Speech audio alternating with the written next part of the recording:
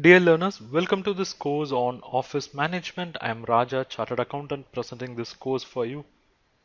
In this session, we are going to see the introduction and meaning of office.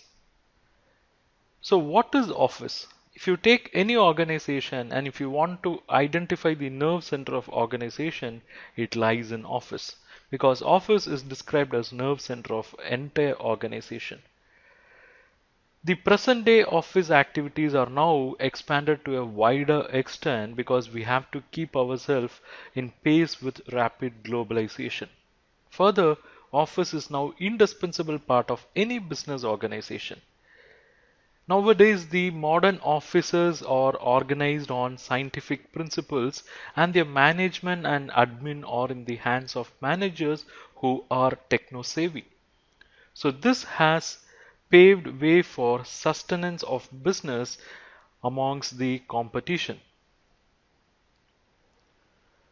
So what is exactly office? Office is a place where we transact business, most of administrative and clerical activities.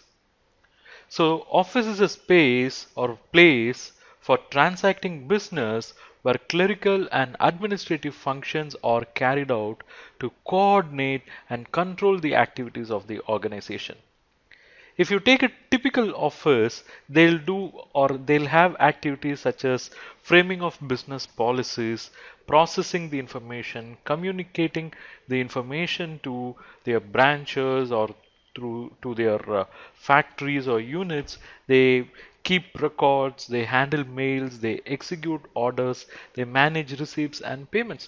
So office can be described as any place where information converges on paper, which is then documented, preserved, and used for both current and future operations of business.